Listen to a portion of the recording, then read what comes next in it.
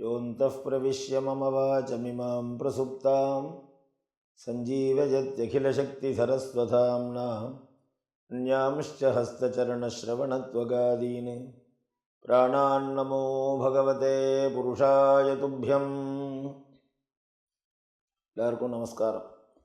வைதிக ஸ்ரீங்கிற புஸ்தகம் மூலமாக அந்தந்த மாதத்திலே முக்கியமான நாட்கள், முக்கியமான விரதங்கள், முக்கியமான பண்டிகைகள் எல்லாம் என்னங்கிறத விரிவாக நாம் 15 வருஷமாக தெரிவிச்சுட்டுருக்கோம்.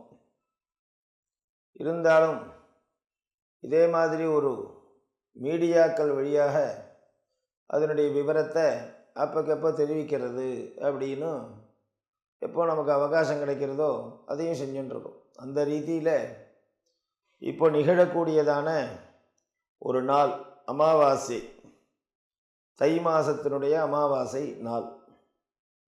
இதில் என்ன விசேஷம் அப்படின்னு பார்க்க போகிறோம். ஆங்கில கணக்குப்படி 2019 வருஷம் பிப்ரவரி மாதம் 4ஆம் தேதி திங்கட்கிழமை அன்று அமாவாசை நிகழ்கிறது. அமாவாசை மாதம் வரக்கூடியது தான். ஆனால் இந்த தை மாதம் வரக்கூடிய அமாவாசைக்கு தனிச்சிறப்பு உண்டு. அந்த தை அமாவாசை என்பது கூட ஒவ்வொரு வருஷமும் ஒரு முறை வரும். அதை காட்டிலையும் சிறப்பு இந்த விளம்பி வருஷத்தில் வரக்கூடிய தை மாத அமாவாசை நாள். அது என்ன சிறப்பு என்பதைத்தான் நாம் தற்போது காணப்போகிறோம். இந்த அமாவாசைக்கு என்ன சிறப்பு என்றால், திங்கட்கிழமை அமாவாசை சேர்கிறது. திங்கட்கிழமையும் அமாவாசையும் சேர்ந்தால் அந்த அமாவாசைக்கு தனி சிறப்பு. ஒரு வருஷத்தில் 12 அமாவாசை மாதம் வந்தால் கூட எந்த மாதத்தில் அமாவாசையானது திங்கட்கிழமையுடன் சேர்கிறதோ அன்றைய தினத்திற்கு சோமவதி அமாவாஸ்யா என்று புராணங்களும் விரத கிரந்தங்களும் குறிப்பிடுகின்றன. சோமன் என்றால் சந்திரன், சோமவான் சந்திரனை உடைய நாள் திங்கள்கிழமை. திங்கள்கிழமை என்பது சந்திரனுக்கு உகந்ததான நாள். தமிழ் பாஷையில் திங்கள் என்றாலே சந்திரனை குறிப்பிடும். திங்கள்கிழமை என்றால் சந்திரனுடைய நாள். சந்திரனுடைய நாளான திங்கட்கிழமையும் அமாவாசையும் சேரும்போது அதற்கு சோமவதி அமாவாஸ்யா என்று பெயர். அதுவும் இந்த தடவை தை மாதம் சேருகிறது. பொதுவாக பிரதட்சிண அமாவாசை என்று குறிப்பிடுவார்கள். அரச மரத்தையும் பிரதட்சிணம் செய்ய வேண்டிய நாள், அரச மரத்தை பிரதட்சிணம் செய்து வழிபாடு செய்ய வேண்டிய நாள் இந்த திங்கட்கிழமையும் அமாவாசையும் சேரக்கூடிய சோமவதி அமாவாஸ்யா நாள். இது ஒரு வருடத்தில் அநேகமாக ஒரு முறையோ 2 முறையோ 3 முறையோ கூட நிகழலாம். இந்த தை அமாவாசையில் திங்கட்கிழமை வருகிறது என்பதுடன் கூட மற்றொரு சிறப்பும் உண்டு. என்ன என்று கேட்டால், திருவோண நட்சத்திரம் சேருகிறது. இந்த திருவோண நட்சத்திரத்திற்கு நட்சத்திரங்களில் முக்கியமான சிறப்பு உண்டு. 2 நட்சத்திரத்திற்கு தான் திரு என்னும் அடைமொழி. ஒன்று சிவனுடைய திருவாதிரை, 2வது பெருமாள் என்று சொல்லக்கூடிய மகாவிஷ்ணுவனுடைய திருவோணம். இந்த திருவோண நட்சத்திரமும் அமாவாசையும் திங்கட்கிழமையும் சேருகிறது. இதுதானா சிறப்பு என்றால் மற்றொரு சிறப்பும் உண்டு. யதீபாதம் என்றொரு நாள்.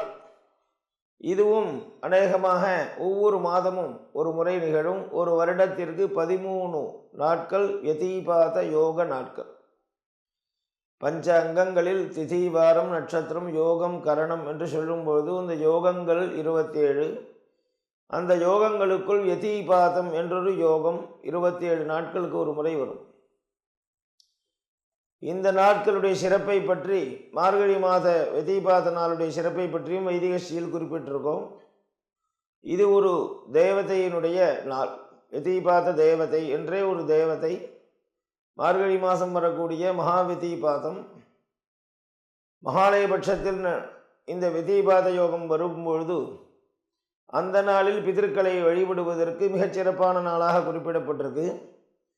ஆகவேதான் மகாலய பட்சத்தில் 16 நாட்களுக்கு நடுவில் வரக்கூடிய விதிபாதத்தை மகா விதிபாதம் என்று குறிப்பிடுவார்கள்.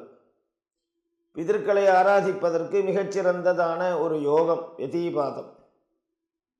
காரணம், சூரியன் சந்திரன் 2 பேரும் ஒன்றாக கலக்கக்கூடிய நாள் அமாவாசை. சூரியன் சந்திரன் 2 பேரும் ஒன்றாக ஒரே நேர்கோட்டில் வரும்பொழுது அமாவாசை திதி சம்பவிக்கிறது. ஆகையால் தான் அமாவாசை என்று இரவில் சந்திரனை நாம் காண முடியாது, சூரியனுக்குள் ஒளிந்து கொண்டு விடுகிறான்.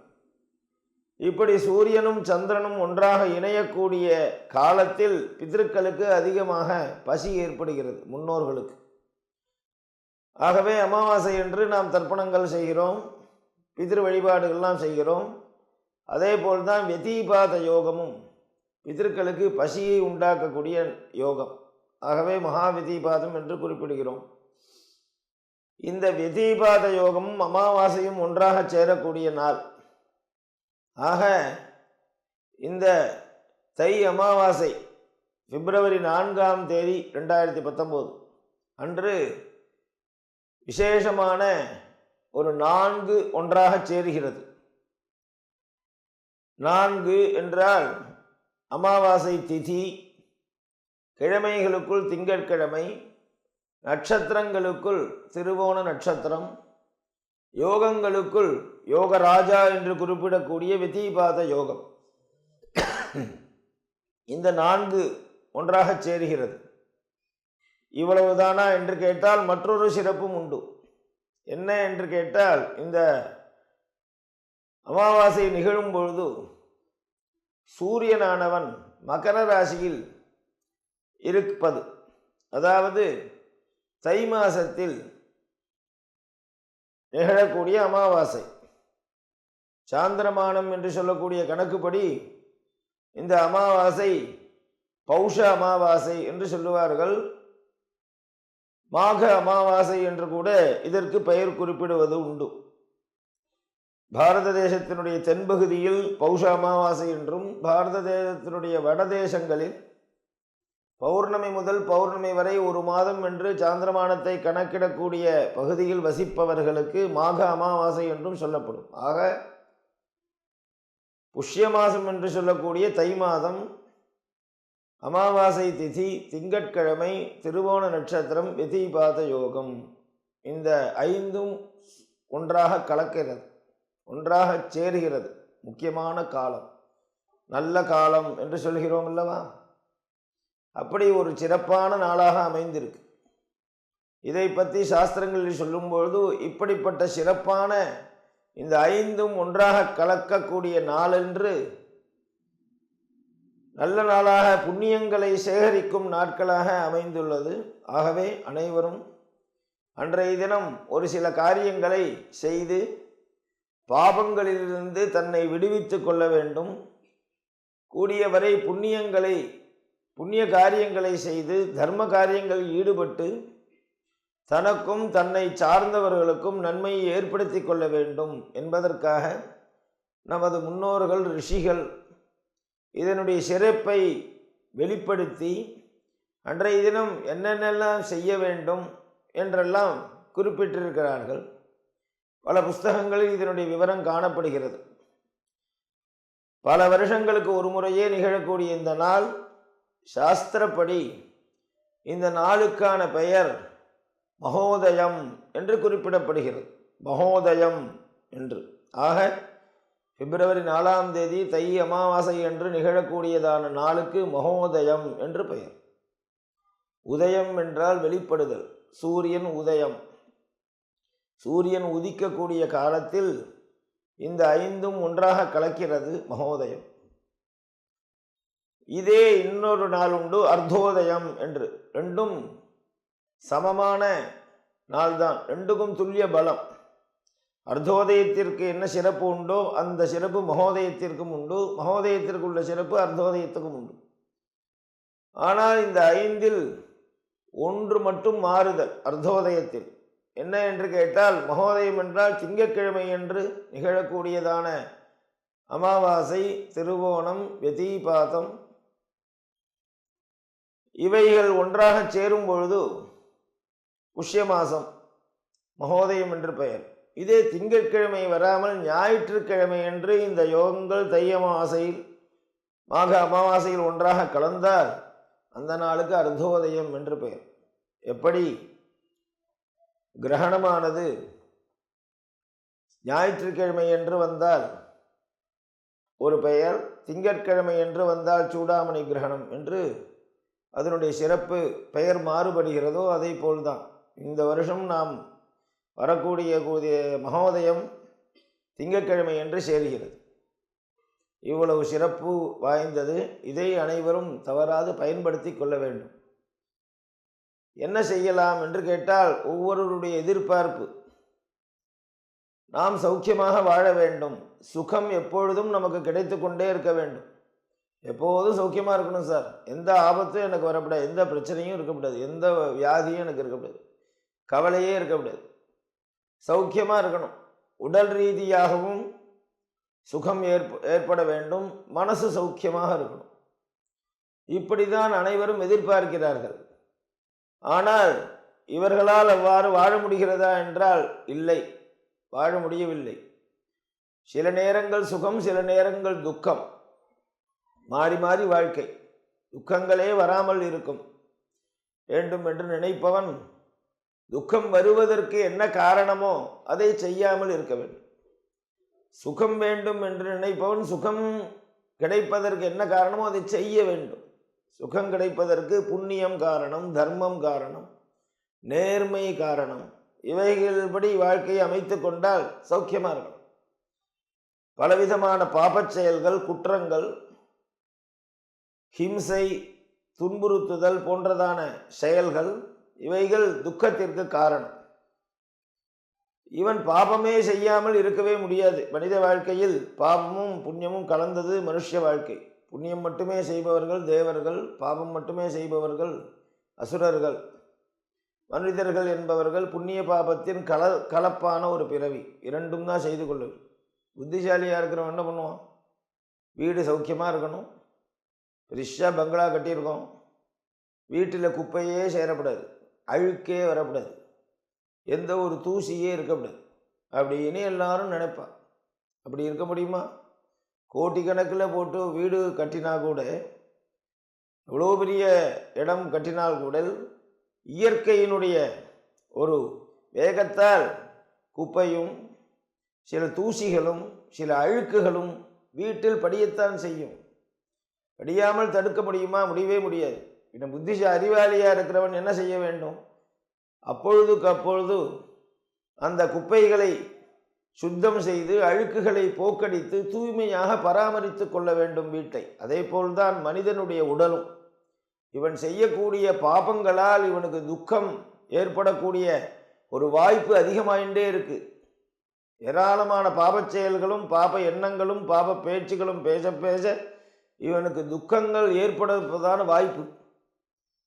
ஆகவே அப்பொழுதுக்கு அப்பொழுது அவ்வப்போது எப்பொழுதெல்லாம் புண்ணியமான நாட்கள் நிகழ்கிறதோ அப்பொழுது பாபத்தை போக்கடித்துக் கொள்ள வேண்டும். அதுதான் செய்ய வேண்டும். புண்ணிய காரியங்கள் செய்வதை விட பாபத்தை போக்கடித்து, அப்படி பாபங்களை போக்கடித்துக் கொள்வதற்கு சிறப்பான நாளாக அமைந்திருக்கிறது இந்த மகோதய புண்ணிய காலம். அன்றைய தினம் என்ன செய்ய வேண்டும் என்பதையும் சாஸ்திரங்கள் சொல்றது. அமார்க்கபாத ஸ்ரவணைஹி யுக்தா சேது புஷ்யமாகயோஹோ மகோதய சவிஜ்ஞேய அர்த்தோதய சவிஜ்ஞேய கோடி சூரிய கிரகை சமஹ என்பது தர்மசாஸ்திர வச்சனம். அமா, அர்க்கம், பாதம், ஸ்ரவணம். புஷ்யம் அதுவா மாக மாசம், இந்த அஞ்சும் சேரணும். அர்க்கம்னா சூரியன், சூரியனுடைய கிழமை. பாதம் என்றால் விதி பாதம். இந்து என்றால் சந்திரனுடைய கிழமை. சூரியனுடைய கிழமையான ஞாயிற்றுக்கிழமை என்று இவைகள் சேர்ந்தால் அர்த்தோதயம் என்றும், சந்திரனுடைய கிழமையான திங்கட்கிழமைகள் சேருவது மகோதயம் என்றும் சொல்லப்படுகிறது. அந்த நாளுக்கு என்ன சிறப்பு என்றால் கோடி சூரிய கிரகை சமஹா. சூரிய கிரகணம் என்பது எவ்வளவு சிறப்பான நாளோ, எவ்வளவு புண்ணியத்தை தரக்கூடிய நாளோ, அந்த நாளை காட்டிலும் கோடி மடங்கு அதிகமான புண்ணியத்தை தரக்கூடிய நாள்.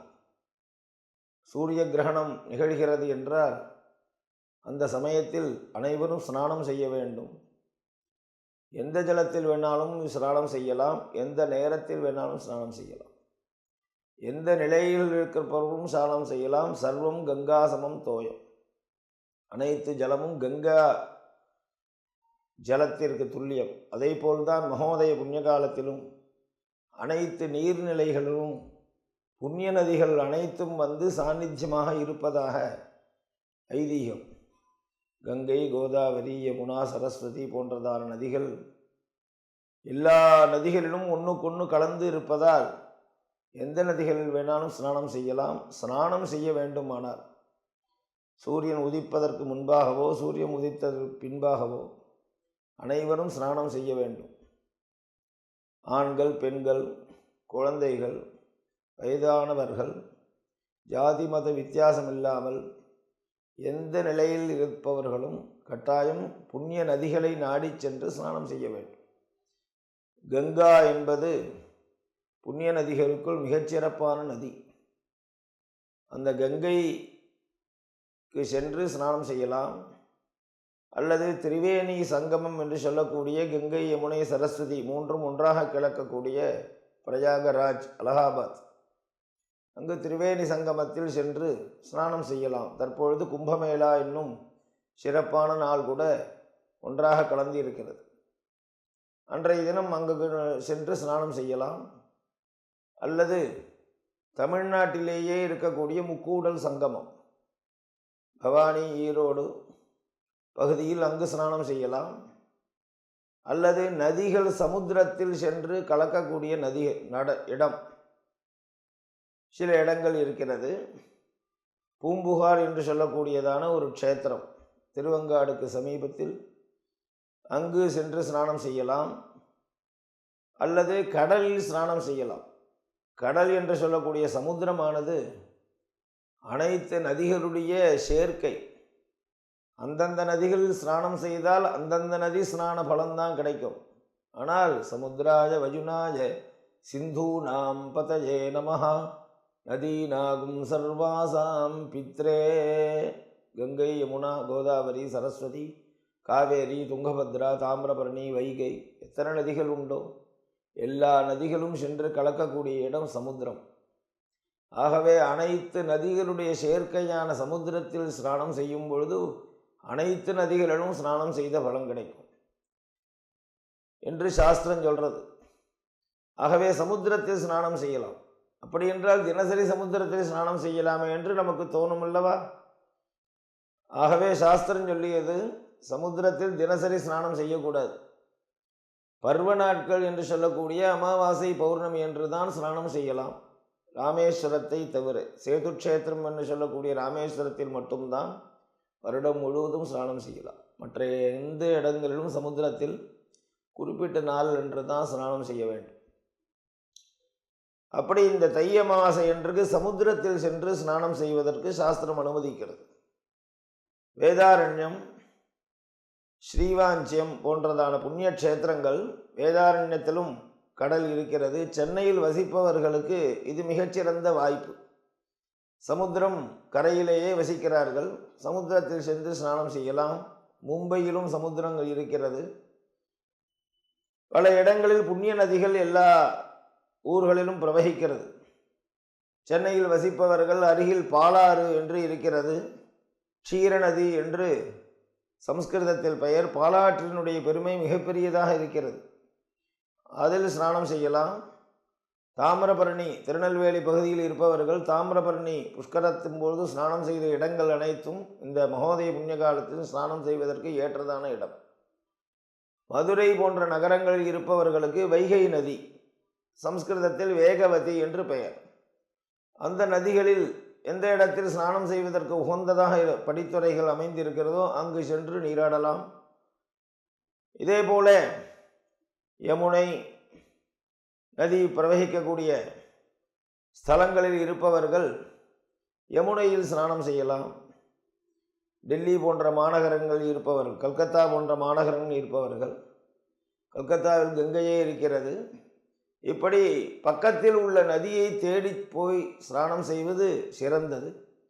அப்படி போக முடியாதவர்கள் அந்தந்த ஊரிலேயே இருக்கக்கூடியதான நீர்நிலைகள், ஏரியாக இருக்கலாம், மதுராந்தகம் ஏரி போன்றதான ஏரி, செம்பரம்பாக்கம் ஏரியில் கூட ஸ்நானம் செய்கிறார்கள் சிலர். அதற்கான வசதிகளும் செய்யப்பட்டிருக்கிறது. போரூர் ஏரி இருக்கிறது. அங்கங்கே நீராதாரங்கள், அந்த நீரை அசுத்தப்படுத்தாமல் ஸ்நானம் செய்துவிட்டு வரலாம். அந்த ஏரிகள் ஸ்நானம் செய்யலாம். அல்லது குளம், ஒவ்வொரு ஆலயங்களிலும் அதற்கான குளம் அமைக்கப்பட்டிருக்கும். மூர்த்தி, தீர்த்தம், ஸ்தலம் என்று 3 பெருமைகள் வாய்ந்தது ஒவ்வொரு ஆலயமும். ஆகவே ஒவ்வொரு ஆலயத்தை சார்ந்ததான குளங்கள், சில குளங்கள் ஆலயத்திற்கு உள்பகுதியில் அமைக்கப்பட்டிருக்கும், சில ஆலயங்கள் வெளிப்பகுதி. ஜனங்கள் அசுத்தப்படுத்தி விடுவார்கள் என்பதற்காக சில குளங்களில் நீராட அனுமதிப்பதில்லை. எங்கு அனுமதிக்கப்படுகிறதோ அங்கு சென்று குளத்தில் ஸ்நானம் செய்யலாம். மேலிருந்து கீழே விழக்கூடியதான அருவி, அதில் ஸ்நானம் செய்யலாம்.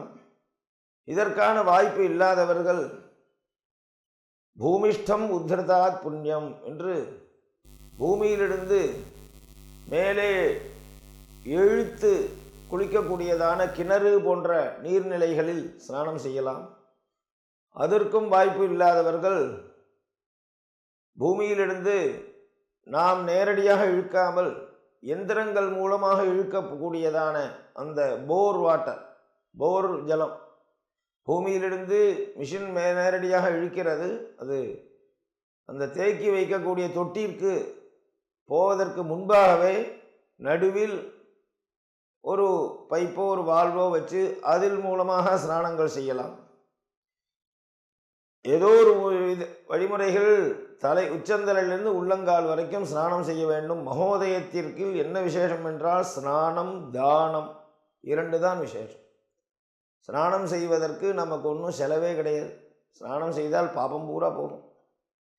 கங்கா ஸ்நானம் செய்த பலன், சமுத்திர ஸ்நானம் செய்த பலன், எந்த ஜலத்தில் ஸ்நானம் செய்தாலும்.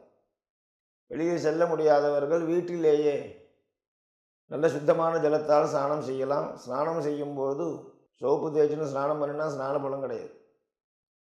அதே போல் துணிமணிகள் இல்லாமல் ஸ்நானம் செய்யக்கூடாது. எப்படி இவன் வஸ்திரம் கட்டி கொண்டிருக்கிறானோ அந்த வஸ்திரத்தோடையே ஆண்களோ பெண்களோ அப்படியே ஜலத்தை மூழ்கி எழுந்திருக்க வேண்டும், ஸ்நானம் செய்ய வேண்டும். துணிமணிகள் இல்லாமல் ஸ்நானம் செய்யக்கூடாது.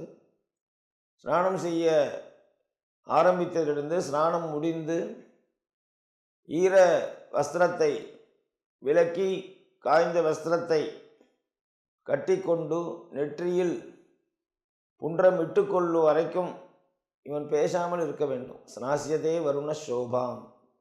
இதெல்லாம் ஸ்நானம் செய்யக்கூடிய அடிப்படையான வழிமுறைகள், விதிமுறைகள். அன்றாவது முறைப்படி ஸ்நானம் செய்ய வேண்டும்.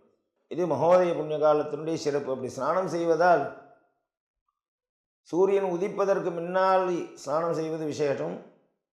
அதுவா உதித்ததற்கு பின்பாராவது நித்தியப்படி செய்ய வேண்டிய ஸ்நானத்தை முடித்துவிட்டு மகோதய ஸ்நானத்தை செய்ய வேண்டும். இதை அனைவரும் கவனத்தில் இருத்த வேண்டும். இதேபோல் புண்ணிய காலத்தில் விதிக்கப்பட்டவருடைய ஸ்நானமும் நித்திய ஸ்நானமும் ஒன்றாக ஆகாது. படுக்கையிலிருந்து எழுந்திருந்து பல்லு தேய்த்து விட்டு விழிப்புடனேயே குளிக்கக்கூடாது. தினசரி செய்ய வேண்டிய ஸ்நானங்களை செய்து முடித்து விட்டு சந்தியோபாசனம் போன்றதான சூரியோதய காலத்தில் செய்ய வேண்டிய அனுஷ்டானங்களையும் முடித்துவிட்டு சங்கல்பம் செய்து கொண்டு ஸ்நானம் செய்ய வேண்டும். சங்கல்ப சூக்த படனம் ரோட்சணஞ்ச அகமர்ஷனம் ஸ்நானாங்க தர்ப்பணஞ்சேதி ஸ்நானம் பஞ்சாங்கம் உச்சதை. சங்கல்பம் என்றால் மிகப்பெரிய சங்கல்பம் கிடையாது. அனைத்து பாவங்களும் விலகுவதற்காக ஸ்நானம் செய்கிறேன். இதுதான் வடமொழியில் நாம் குறிப்பிடுகிறோம். சமஸ்த பாபட்சயார்த்தம் ஸ்நானம் கரிஷ்யே, ஸ்நானமகம் கரிஷ்யே. எந்த நதியோ அந்த நதியின் பெயரை சொல்லிக் கொள்ள வேண்டும். இப்படி ஸ்நானம் செய்துவிட்டு, ஸ்நானம் செய்யினாலே பாபங்கள் பூராக விலகும், துக்கங்கள் பூராக விலகும், வியாதிகள் பூராக விலகும், மனசில் உடையதான அழுக்குகள் போகும். இப்படி முறையாக ஸ்நானம் செய்தால் உடலின் வெளிப்பகுதியில் உள்ள அழுக்கும் போகும், உடலுக்குள் இருக்கக்கூடிய மனசு, புத்தி இவற்றில் உள்ள அழுக்குகளும் போகும். விதியை கடைபிடிக்காமல் எப்படி வேணாலும் ஸ்நானம் செய்யலாம் என்று ஜலத்தால் இவன் ஸ்நானம் செய்தால் உடலில் வெளிப்பகுதியில் இருக்கக்கூடிய அழுக்கு மட்டுமே போகும், ஆந்தரமான பாபங்கள்லாம் போகாது. ஆகவே ஸ்நானத்தை முறையாக செய்ய வேண்டும். கணவன் மனைவி இருவரும் சேர்ந்து இந்த மகோதய ஸ்நானத்தை செய்வது சிறந்தது. தம்பதிகள் அர்த்தோவா ஏஷ ஆத்மனா யத் பத்னி என்று சாஸ்திரம் சொல்கிறது. திருமணம் மூலமாக அக்னி சாட்சியாக கணவனும் மனைவியும் ஒன்றாக இணைந்த பிற்பாடு கணவன் பாதி உடல் மனைவி பாதி உடல் என்கிறது சாஸ்திரம். இருவரும் சேர்ந்தால்தான் ஒரு உடலால் ஒரு முழு மனிதன் செய்தான் என்று சாஸ்திரம் கணக்கில் கொள்ளும். ஆகவே மனைவி இல்லாமல் கணவன் தனியாக இப்படி ஸ்நானங்கள், தானங்கள், பூஜைகள், க்ஷேத்ராடனங்கள், திவ்ய தேச யாத்திரைகள் செல்வதை காட்டிலும் மனைவியுடன் சேர்த்து கொண்டு இருவருமாக ஆலய வழிபாடு முதல் எந்த நல்ல காரியமாக இருந்தாலும் இருவரும் சேர்ந்து செய்தாதான் அரை உடல் சேர்ந்து முழு உடலுடன் முழு மனிதனாக செய்ததாக ஆவான். அவ்வாறு மனைவியால் வர முடியவில்லை என்று சொன்னால் மனைவியிடம் தெரிவித்துவிட்டு அனுமதியின் பேரில் செய்ய வேண்டும். அதேபோல் மனைவி தனியாகவும் செய்யலாம், கணவருடன் சேர்ந்து செய்வது சிறப்பு. கணவரால் ஈடுபட முடியவில்லை, உடல் அசௌகரியம் காரணமாகவோ வேறு காரணங்களாகவோ முடியவில்லை என்றால் கணவனின் அனுமதியோடு, கணவனுக்கு தெரிவிக்காமல் மனைவி எந்த புண்ணிய காரியத்தையும் ஈடுபடக்கூடாது, மனைவியிடம் தெரிவிக்காமல் கணவன் எந்த புண்ணிய காரியத்தையும் செய்யக்கூடாது. ஆகவே சக்தி உள்ளவர்கள் இருவருமாக சேர்ந்து நதிக்கரையில் சென்று சங்கல்பம் செய்து ஸ்நானம் செய்துவிட்டு முறையாக அவரவர்கள் குலாச்சார வழக்கப்படி ஆடைகள் தரிக்க வேண்டும். அன்றாவது எவ்வாறு மகோதய புண்ணியகாலத்தன்று செய்யக்கூடிய நல்ல காரியங்கள், ஸ்நானங்கள், தானங்கள், பூஜைகள், மந்திர ஜபங்கள் எல்லாம் 1க்கு கோடி மடங்காக பலனோ அதே போல்தான் அன்றைய தினம் செய்யக்கூடிய பாபத்திற்கும், பாபச் செயல்களை செய்யக்கூடாது, பொய் சொல்லக்கூடாது, ஹிம்சிக்கக்கூடாது. முறையாக சம்பிரதாயப்படி குல வழக்கப்படி ஆடைகள் அணிந்து கொண்டு நெற்றிக்கு இட்டுக்கொண்டு தெய்வ வழிபாட்டை செய்ய வேண்டும். இந்த மகோதயத்தில் ஸ்நானத்திற்கு அடுத்ததாக தானங்கள், நிறையாக தானங்கள் செய்யலாம். தானஸ்ய காலமாக்கியாகி என்று இந்த மகோதய புண்ணிய காலத்தில் செய்யக்கூடியதான தானமானது காலத்தால் மிகப்பெரியதாக அமைகிறது. கொடுக்கக்கூடிய தானம் அதனுடைய மதிப்பு காலத்தால் அதிகமாகும், இடத்தை பொறுத்து தேசத்தால் அதிகமாகும், யாருக்கு கொடுக்கிறோம் என்பதை பொறுத்தும் பாத்திரத்தால் அதிகமாகும் என்று தேசம், காலம், பாத்திரம் இதை குறித்து தான் தானத்தினுடைய பலன் நிர்ணயிக்கப்படுகிறது. இன்ன பொருளை தானம் செய்தால் இன்ன பலன் என்று எங்கேயுமே நாம் நிர்ணயித்து விட முடியாது. தர்மபுத்திரரிடம் பீஷ்மர் சொல்கிறார், தர்மபுத்திரர் கேட்குறார் பீஷ்மாச்சாரியர், கடைசியில் தர்மங்கள்லாம் சொல்லும்போது தான தர்மம், எந்த பொருளிற்கு என்ன பலன், எந்த பொருளை கொடுத்தால் என்ன பலன் கிடைக்கும் என்பதை சொல்லுங்கள் என்று சொன்னார். அவர் சொன்னார், நீ எந்த பொருளை கொடுக்குறேங்கிறத மட்டும் வச்சு தானத்தினுடைய பலனை நிர்ணயிக்க முடியாதுப்பா. யாருக்கு கொடுக்கிறாய், இந்த தானத்தை பெற்றுக்கொள்பவர் யார், எந்த காலத்தில், எந்த நாளில், எந்த சமயத்தில் கொடுக்கிறாய். 2 பாத்திரம் என்றால் பாத்திரமிருந்து பிச்சையிடு, பாத்திரம் என்றால் தானத்தை பெற்றுக்கொள்பவர், காலம் என்றால் கொடுக்கக்கூடியதான சமயம், தேசம் கொடுக்கக்கூடிய இடம், இந்த 3ஐ பொறுத்து தான் தானத்தினுடைய அளவு அதிகரிக்கப்படும் என்று சொன்னார். அதை அனுசரித்து மகோதயம் என்பது புண்ணியமான காலம். எப்படி சூரிய கிரகணம் மிக புண்ணியமான நாளோ அதே போல தானம் செய்வதற்கு புண்ணியமான நாள். தேசம் என்றால் நல்ல எந்த இடத்தில் ஸ்நானம் செய்கிறோமோ அங்கே நதிக்கரை, அங்கேயே சுத்தமான தேசத்தில் தானம் செய்யலாம். சத்பாத்திரம், யார் ஏழைகளோ அவர்களுக்கு தானம் செய்ய வேண்டும். தீனாந்த கிருபணேபியா என்று சாஸ்திரம் சொல்றது. தீனன் என்றால் ரொம்ப தைரியத்துடன் இருப்பவன், ஏழ்மையாக இருப்பவன், எதையுமே எந்த வசதியும் இல்லாமல் ஏழ்மையாக இருப்பவன் தான் தானத்திற்கு முதல் அதிகாரி, தானம் பெறுவதற்கு.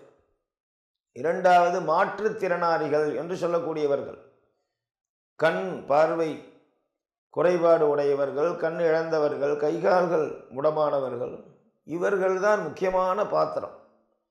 இவர்களிடம் கொடுக்கக்கூடிய தானமானது ஒரு ரூபாய்க்கு 1000 ரூபாய் இல்லை, கோடி ரூபாய்க்கு படம். அதுவும் இந்த மாற்றுத்திறனாளிகளுக்குள்ளேயே கண் பாதிக்கப்பட்டவர்கள் இருக்கார்களே, கண்ணு தெரியாதவர்கள், அவர்கள்தான் மிகச்சிறப்பான சற்பாத்திரம் என்கிறது சாஸ்திரம். தீனன் அந்தன் கிருபணன், அந்தன் என்று சொல்லக்கூடியவர். அவர்களை தேடி சென்று அவர்களிடம் தானப்பொருளை நாம் வழங்கலாம். இப்படி நல்ல வேதம் கற்ற தூய்மையான வாழ்க்கை வாழ்ந்தவர்கள், அனந்தம் வேத பாரகை, அவர்களுக்கும் கொடுக்கலாம், அடியார்களுக்கும் கொடுக்கலாம், யாருக்கு தேவையோ அவர்களுக்கும் கொடுக்கலாம். இப்படியெல்லாம் தானத்தினுடைய பாத்திரத்தினுடைய வகைகள். அதே போல காலம், தேசம் தன்னுடைய வீட்டிற்கு அழைத்து தானம் செய்யலாம். தான் எங்கு வசிக்கிறோமோ, எங்கு இருக்கிறோமோ அந்த இடத்திற்கு தானம் பெறுபவரை வரவழைத்து அவரை நன்கு உபச்சரித்து அவருக்கு தானம் கொடுக்கும். இரண்டாவது, இது மத்தியம தானம். இரண்டாவது, நாம் இருக்கும் இடத்திற்கு தானம் பெறுபவரை வரவழைத்து அவரை ஏதாவது செய்ய சொல்லி, ஒரு பூஜைகளோ தெய்வ வழிபாடோ அல்லது வேத பாராயணமோ, சில ஸ்லோகங்களை பாராயணம் செய்ய வைத்தோ, ராமாயணம் பாகவதம் முதலியவற்றை பாராயணம் செய்ய சொல்லியோ அவர்களுக்கு தானம் செய்வது மத்தியமம். அதமம் என்று சொல்லப்பட்டிருக்கு. கீழ்நிலையில் உள்ள தானம் நமது இருப்பிடத்திற்கு வரவழைத்து அவரிடம் ஏதோ ஒரு சேவையும் பெற்றுக்கொண்டு, உழைப்பையும் பெற்றுக்கொண்டு அவருக்கு தானம் செய்வது அதமம். அவரை நம்மிடத்தில் வரவழைத்து உபச்சரித்து எதையுமே எதிர்பார்க்காமல் தானம் செய்வது மத்தியமம். உத்தமமான தானம் என்பது அபிகம்ய உத்தமம் தானம். தானம் பெற்றுக்கொள்பவர்கள் என்று நாம் நினைக்கும் சத்பாத்திரமானது எங்கு இருக்கிறார்களோ, எந்த இடத்தில் அப்படிப்பட்ட நபர்கள் இருக்கிறார்களோ அவர்கள் இருக்குமிடம் தேடி சென்று அவர்களிடம் தானப் பொருள்களை ஒப்படைப்பது என்பது உயர்வான தானம். அபிகம்ய உத்தமம் தானம் ஆகூயைவது மத்தியமம், சேவையா அதமம் என்று மூன்றாக பிரிக்கப்பட்டிருக்கு. உத்தமமான தானம் என்பது நாம் தானம் செய்ய வேண்டிய பொருளை அவர்களில் இருக்குமிடம் தேடி சென்று கொடுத்தல்.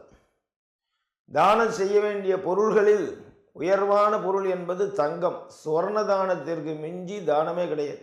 ஸ்வர்ணதானம், கோதானம், பூதானம், இந்த 3 தானம்தான் மகாதானங்கள் என்று எடுக்கப்பட்டிருக்கு. பூதானம் தற்சமயத்தில் யாரும் செய்வதில்லை.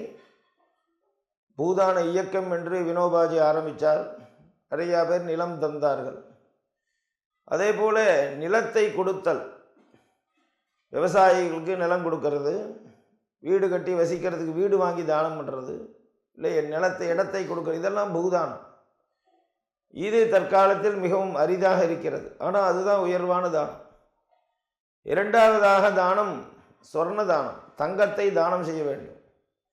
தங்கம் தானம் என்று சொன்னாலே தங்கம், வெள்ளி போன்ற பொருள்களைத்தான் தானம் செய்ய சொல்லி சாஸ்திரம் சொல்றது. ஹிரண்ய கர்ப்பஸ்தம், ஹேம தங்கம். தற்சமயத்தில் ரூபாய் நோட்டுகளை நாம் கைகள் வைத்துக்கொண்டு, வெத்தலைப்பாக்கள் வைத்துக்கொண்டு ஜலம் விட்டு இரண்ய கர்ப்பஸ்தம் சொல்லி தானம் செய்கிறோம். இந்த பேப்பர் அது கவுனமான தனம், உயர்வான தனமாக ஆகாது. உயர்வான தனம் என்றால் தங்கம் தான். தங்கத்தை தானம் செய்ய வேண்டும். சக்திக்கு தகுந்த மாதிரி தானம் செய்யலாமே. தங்கம் என்றால் 1 கிலோ தங்கத்தையா நாம் தானம் செய்ய போகிறோம்? 1 கிலோ தங்கமும் தானம் செய்யலாம்.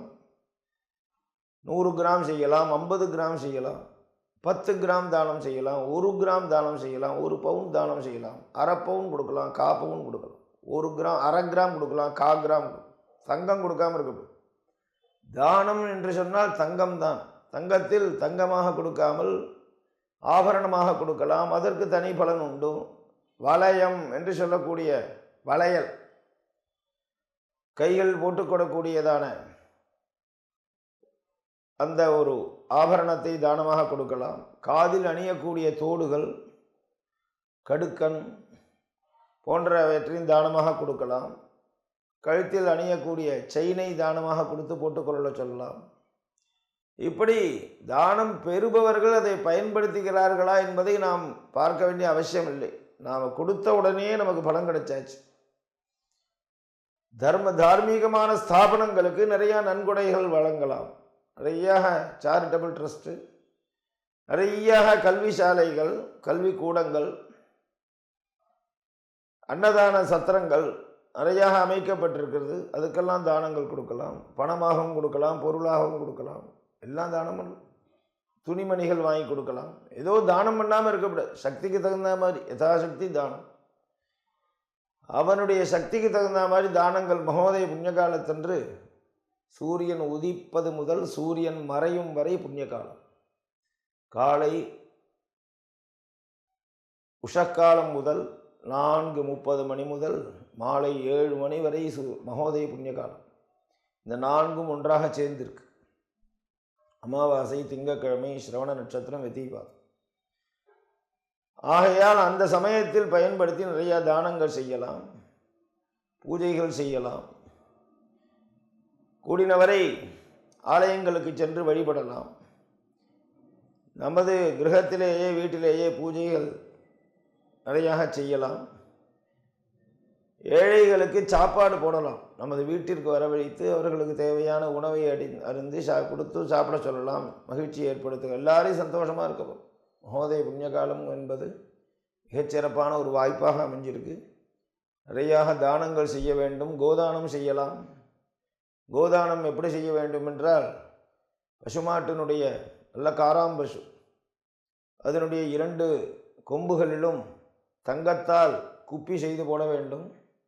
4 கால்களிலும் வெள்ளியால் கவச்சம் செய்து போட வேண்டும். குரத்தில் ரஜதம், வால் பகுதியில் நவரத்தினங்களை தொங்கவிட வேண்டும். வெண்கல பாத்திரத்தை நிறையாக கறப்பதற்காக கொடுக்க வேண்டும். யாருக்கு கோதானம் பண்ணுகிறோமோ அவர்களுக்கு. இப்படியெல்லாம் பசுமாட்டை பூஜை செய்து தானம் செய்ய வேண்டும். அதற்கான விதிமுறைகள் பெரிதாக இருக்கிறது. இவ்வாறு சக்திக்கு தகுந்த மாதிரி தானம் செய்து இந்த மகோதய புண்ணிய காலத்தை அனைவரும் பாபங்களை போக்கிக் கொள்வதற்காக பயன்படுத்தி கொள்ள வேண்டும். ஸ்நானம் செய்வதால் பாபம் விலகும். தானம் செய்வதால் பாபம் விலகும். புண்ணியமான காரியங்கள் ஈடுபடுவதால் பாபங்கள் விலகும். என்ன செய்தால் பாபங்கள் விலகுமோ அந்த செயல்களை செய்ய வேண்டும். எதை செய்தால் புண்ணியங்கள் சேருமோ, தர்மங்கள் சேருமோ, சுகங்கள் உண்டாகுமோ அதை ஈடுபட வேண்டும். இப்படி ஒரு தனி மனிதனுடைய இந்த ஒரு நடவடிக்கையானது அவனுக்கு மட்டுமல்ல, அவனை நம்பி இருக்கக்கூடிய அவனது குடும்பத்தினருக்கும் போய் சேரும். கணவன் மனைவி இருவருக்குள் கணவன் செய்யக்கூடிய புண்ணியத்தில் பாதி பங்கு மனைவிக்கு உண்டு. கணவன் செய்யும் பாபத்தில் மனைவிக்கு பங்கு கிடையாது. மனைவி செய்யக்கூடிய புண்ணியத்தில் பாதி பங்கு, மனைவி செய்யக்கூடிய பாபத்தில் பாதி பங்கு கணவனுக்கு உண்டு. மனைவி செய்யக்கூடிய தனியாக செய்யக்கூடிய புண்ணியத்தில் பங்கு கணவனுக்கு கிடையாது. இப்படி பெண்களுக்கான ஏற்றம் சாஸ்திரத்தில். குழந்தைகளுக்கும் இவன் செய்யக்கூடிய புண்ணிய காரியங்கள் போய் சேரும். ஆத்மாவை புத்திரநாமாசி, இவன் வேறு இல்லை, குழந்தைகள் வேறு இல்லை, இருவரும் ஒருவதே தான். ஆகவே பெண்கள், பையன்கள், பேரன் 3 தலைமுறை வரைக்கும் 3 ஜெனரேஷன் இவனுடைய புண்ணியங்கள் பாபங்கள் போய் சேரும். ஆகவே இவனுடைய குடும்பம் உயரும். குடும்பத்தில் உள்ள துக்கங்கள் விலகும். தேசத்திற்கும் நன்மை பயக்கும். ஸ்நானம் செய்கிறோம் என்பதற்காக எங்கோ இருக்கக்கூடிய இடத்தை தேடி செல்ல வேண்டிய அவசியமில்லை. ஒவ்வொரு ஊரிலேயே நீர்நிலைகள் இருக்கிறது. வீட்டுக்கு கிணத்திலே ஸ்நானம் செய்யலாம். ஸ்நானம் செய்கிறேன் என்னும் காரணத்தை கொண்டு நீர்நிலைகளை அசுத்தப்படுத்தக்கூடாது. பல பேர் ஸ்நானம் செய்ய வேண்டியதான ஒரு நீர்நிலைகளில் போய் இவனும் ஸ்நானம் செய்து அந்த இடத்தை அசுத்தப்படுத்தினால் அதற்கு மிஞ்சி பாபம் கிடையாது. முடிந்தால் அந்த இடத்தை சுத்தப்படுத்தி பல பேர்களும் ஸ்நானம் செய்வதற்கு இவன் உதவி செய்ய வேண்டும். இதுவே மிகப்பெரியதான புண்ணியத்தை கொடுக்கும். ஆகவே அனைவரும் இந்த மகோதய புண்ணிய காலத்தை பயன்படுத்தி கொண்டு தெய்வ அருள் பெற்று சீரும் சிறப்புமாக வாழ்வதற்கு இறைவன் நமக்கு எல்லாருக்கும் நல்ல எண்ணத்தை தோற்றுவித்து நல்ல செயல்களில் ஈடுபடுவதற்கு இறைவனின் அருள் கிடைக்க வேண்டும் என்று சொல்லி இதை இங்கு முடித்துக் கொள்கிறேன். ராம ராம ராம ராம.